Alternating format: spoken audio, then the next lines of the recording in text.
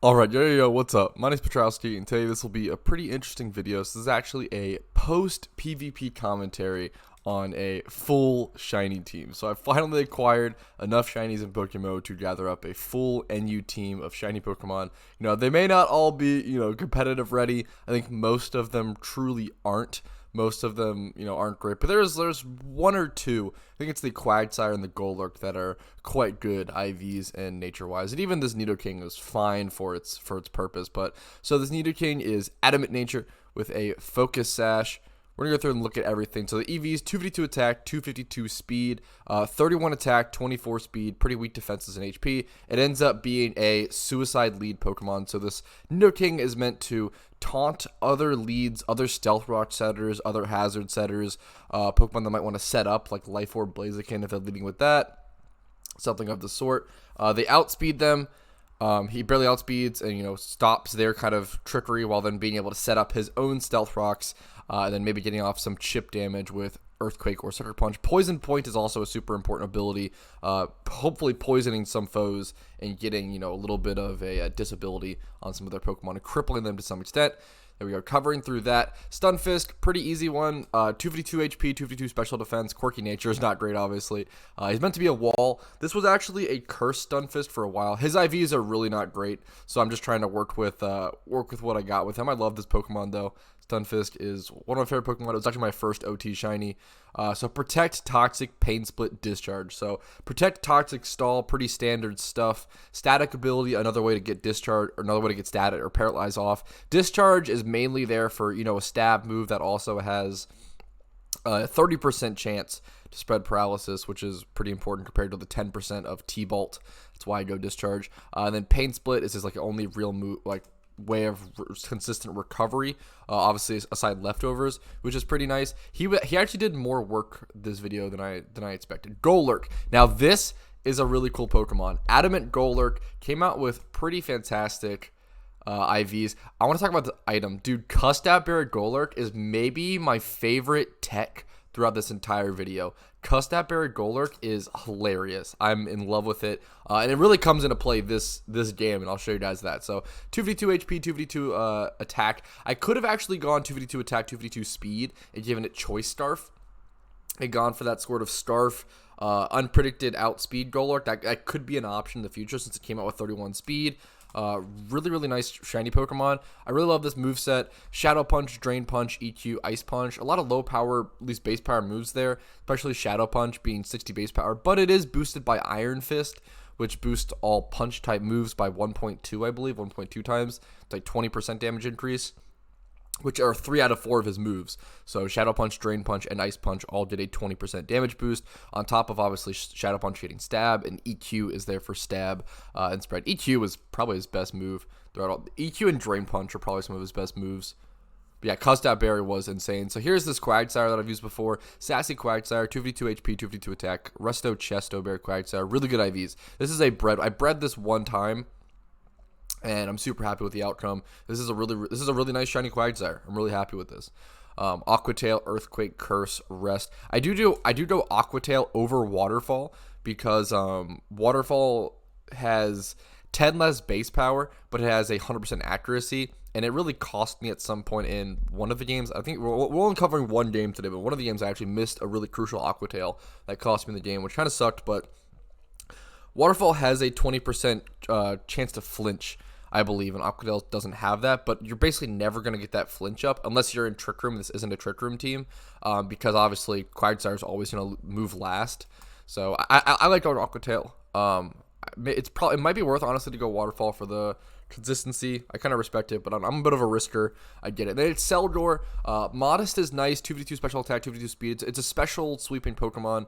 Choice Specs. This guy was a beast. This guy has some of the worst IVs on the team, really boasting like it doesn't have the stats. That doesn't have the IVs that it needs. It has like 13 special attacks, 6 speed or something like that.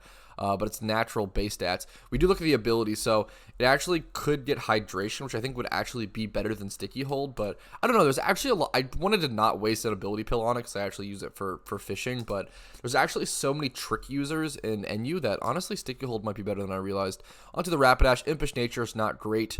2v2 attack, 2v2 speed. 31 attack IV is pretty good. 4 speed IV is obviously not great. Really low defenses. Just the best I got for, first shot Rapidash. This is just like me acquiring 6 Pokemon and I wanted to have some fun. I did moveset it. I do like this moveset and the ability a lot. Flash Fire, Drill Run, Mega Horn, Wild Charge, Flare Blitz. Really cool moveset. Really cool Choice Bander. Rapidash actually put in some work. I think really using Choice Band and Choice Specs was like the best way to get value out of these Chinese Pokemon who were just lacking in stats. I think that was one of my best ways to do so. So we're going to go ahead and pop into Q here. I'm going to skip ahead. I've already said everything I want to say. There's no reason to make you guys sit in Q for the full like 45 seconds or whatever it was. But it should be a pretty cool game. I remember, so I ended up playing 2 games. The second game I'm not going to review, at least in this video. I have it saved so I could review it. If you guys really, really like this, let me know. I need to hear you guys' feedback on this. I think this is a funny thing. Like, imagine playing PvP and you run into a full shiny team. I think it's really cool. I think it's fun. So this team, I'm like, okay, I'm pretty safe to go ahead and lead Nidoking. I assume I'm leading Nidoqueen. And I don't want to come off attacking my opponent too much. But I expected my opponent to make many different plays than he made this game. So this is a shiny animation. So I see I'm Nidoking versus Nidoqueen. I do want to check the speed tier really quick. So I'm like, what? I'm 86 or 85 speed. He's like 76. I want to go for the taunt. So I assume they're going to set up Stealth Rocks. But they end up going for Earth Power, which really shocked me. I feel like you should never go for that there. You see my mouse. My cursor is a great way that shows my emotions. I feel like he should never go for that there. He's slower, and my Nidoking's going to do more damage. Like, if I just EQ him, like, I pretty much just one-shot him there every time. Or maybe, if not one-shot, I at least, I'm going to 2-hit KO him and outspeed him. So, I don't like the Earth Power play there. But I guess it was a bit of a greed play, or maybe just, like, assuming I wouldn't attack, which I guess, maybe he read that correctly. I don't know. Anyways, he goes into Sand Slash. I get the 30% chip. I'm fine with that. I'm going to end up trading my Nidoking here. It's a suicide lead. I'm super happy trading this here to get up Stealth Rocks. I don't care too much about it. My Focus Sash is broken anyway. Not too worried. So Nidoking goes down. Nidoking goes down in trade for 30% chip on a Sand Slash plus Stealth Rocks up, which is honestly totally fine for a suicide lead. It's not the worst thing in the world by any means. Here I'm considering what to bring in. I don't know what I end up going for here. I think I'm thinking between... I think I just have to go Excelgor, right? Yeah, Excelgor comes in. Excelgor was an absolute beast. Yeah, Excelgor actually had its shiny thing turned off for this game on accident due to all the hunting with fishing I've been doing, or at least have been doing in the past recently. So here I debate a lot, because he's obviously going to switch, right? So he's obviously going to switch. The play is, what is he switching to? Switching to Venusaur, right, is my guess. So I expected my opponent to switch into Venusaur there, but they didn't. They just stayed in, which I have no, like, I have no idea why they did that. I have no idea why my opponent stayed in there. They could have switched into Venusaur. They could have switched into Nidoqueen. There's 2, like, fantastic switches there. I have no idea why they... I have no idea. I have no idea why they stayed in there on Sand Slash. Maybe they just didn't want the Pokemon. They just didn't care about it. I assume they were trying to rapid spin my rocks away. I don't know. Sand Slash literally dies there to any move that I click. He has very poor special defense. You have a... like... The main switch probably should have been Venusaur, and then Sludge Bomb, because it can resist, like, you could drain and Bug Buzz. Anyways, okay, moving on. They bring in their Nidoking, and now they set up Rocked. So I'm, like, frustrated, because I guess they, like, I don't know if they read my Nidoking versus Nidoqueen matchup, or expected it. I have no idea. But here I'm okay to go ahead and set up Curse. They're letting me get a lot of time here. Them setting up Rocked and then Toxicing me here allows me to get really, really beautifully set up on my Quagsire. But I definitely, this is one of my mistakes in this match. I overcommitted here, so I end up double cursing, and I really should have just attacked here and just killed the Nidoqueen, because no matter, like it doesn't matter how strong I get here. No matter even if I get to 6 times cursed up and I'm full HP, they just bring in Venusaur after and Giga Drain me and I die. There's no reason to commit as hard as I did here to cursing. Like it seems like the smart play, right? Because like I'm getting like my max amount of curses on this. Like I'm resting up. And like now I'm like it's the classic like Resto Chesto curse play. So now I have 2 curses up for free because I'm full HP and I'm healed and everything.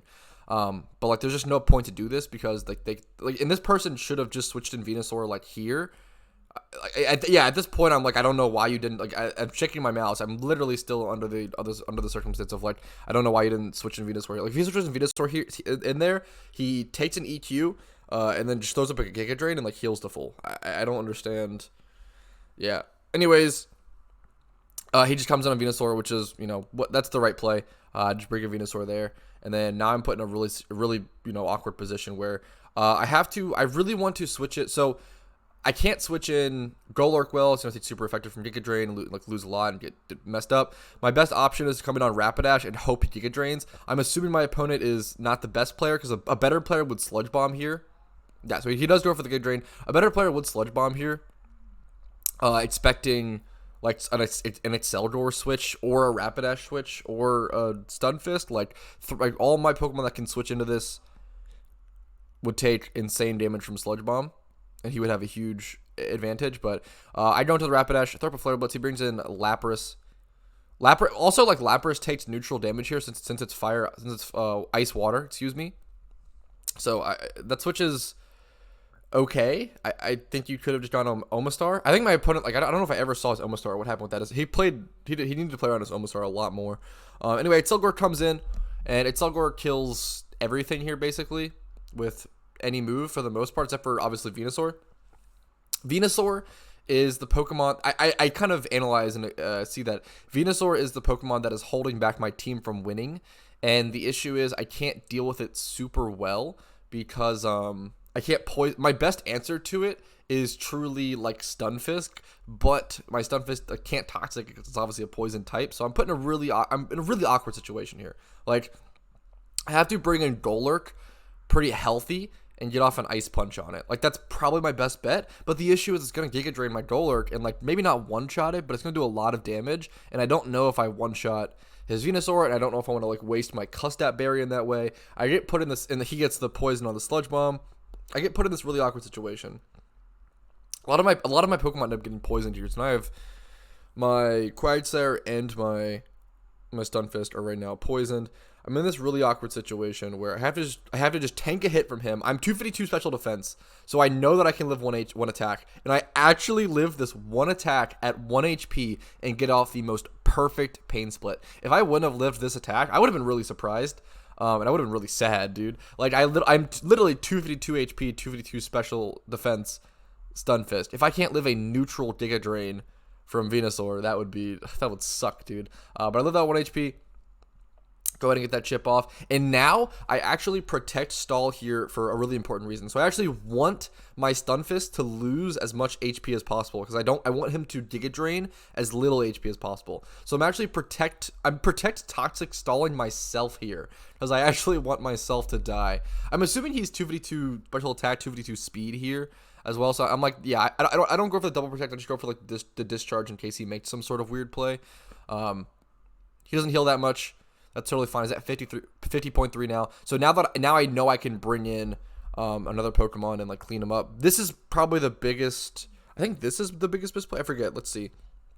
I could have played this whole game a lot better with Excelgor. Actually, I think I should be able to take him out here with Bug Buzz. Let's see what I do here. I know that I played this game slightly poorly in the end game with my Excelgor. So yeah, Bug Buzz is enough to finish that off, thankfully. I think I was thinking this game through the lens that I could Giga Drain through the last 2 members of his team. The issue being, I kept thinking to myself that Toxicroak was a water type Pokemon. I kept thinking he was like water fighting, but he's not. He's poison fighting, which is Toxicroak is definitely one of those Pokemon that is like a very unintuitive typing in my opinion. I guess he has toxic in the name. Maybe that's on me. Maybe I thought it was like either poison water or I thought it was water type. I definitely thought it was water type. And I even see in that screen right there that Giga Drain is not very effective against him. But for whatever reason, in my mind, I still take it as that. But I have a pretty good switch here into Quagsire. I'm in a pretty good position here, and I almost throw it away. But I want you guys to see. So here he goes up a bulk up, and that's actually quite scary for me. Him putting bulk up there, that's actually really scary for me. It puts me in like a really bad position, right? I definitely so yeah, I go for the EQ here. Immediately, I'm just trying to get Chip. I don't need my Quagsire alive at this point. I'm just trying to get Chip. So if we go, yeah. So we go into this weird substitute war. So this is where like I feel like my opponent actually could have won this game. If they maybe just went for more bulk ups into like a drain. Actually, maybe not. I'm not sure. It depends how much. It really ends up depending on how much damage my EQ would have done to Toxic Trick. Maybe I think I'm actually drastically underestimating the power of Quagsire. But we end up going to this weird, like, he's stalling down my Toxic. We're basically trading, right? We're trading my Quagsire for HP on his Toxic Croak, which I'm super okay with. I'm up 3 Pokemon to 2. Quagsire is by far my least useful Pokemon in this last exchange to deal with his last 2 Pokemon. I'm really surprised. I was really surprised with this. He finally goes for the Drain Punch there.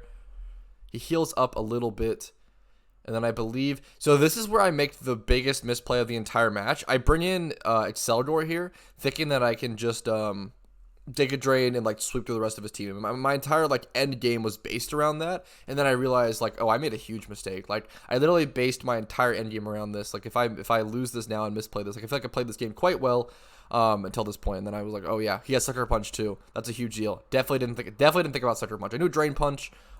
Did not think about Sucker Punch, and now I'm like, okay, well this game's still winnable, but it just got a lot harder. So I have to EQ here, and then I have to be able to one-shot Omastar with I assume EQ as well. So he starts subbing up, which is like whatever here. I guess he's just scouting. He can't Drain Punch and heal up, but it shouldn't matter because I only have 1 Pokemon left anyway. I think he's just looking for like a Sucker Punch situation. I was really worried, like maybe he had I was surprised. I can't believe this is a Sucker Punch at 82%. That's crazy. That's so much damage. I guess the defense IV is the IV I'm missing on my Golurk. But yeah, I wasn't sure if he had like Lychee Berry or something, or some sort of berry, subbing up to that extent. Okay, but here we go. What just happened? I want to pause for a sec. What just happened? Look at my HP. Look at my Golurk. My CUSTAP Berry just procced. I know that my CUSTAP Berry just procced. So, I know that I have to just EQ here. I could have Drain Punched. It would have been non-stab Drain Punch, and I could have tried to like out-heal the damage he was going to do, but there's no reason to do that. My only bet here is to click EQ and hope to one-shot Omastar. Like, I'm never going to heal enough, like, out of like, surf range from Omastar because I'm ground. I have to just EQ here. My best bet here is to CUSTAP EQ and hope it kills. And that's exactly what I do. So I know my CUSTAP Berry is going to proc here, and I outspeed Omastar due to CUSTAP Berry and absolutely obliterate him with an EQ after Stealth Rocks. I would love to calc the damage after this, but this game really came down to the wire. It was so close. It was so close. So much closer than it should have been. That misplay around late game with Exceldor really almost cost me the whole game, which is brutal. But I deserved it. I deserved it by making that misplay and mistyping Toxic Croak to that extent. But yeah, I thought it was a really cool game. Seeing the Golurk CUSTAP Berry pull through the win was really cool. I love that tech. I really recommend go try Golurk with CUSTAP Berry and NU. It's such a cool tech. But anyways, hope you guys enjoyed this video. Like this video physically if you did, and subscribe for more PokeMMO content. Join my Discord linked below. Check out the playlist linked below for more PokeMMO content, and then finally consider becoming a YouTube member to me for $5 a month if you want to go above and beyond and support. It means a ton. Thank you all so much for watching. Hope you have an incredible day, and I wish you the best of luck in your PvP games.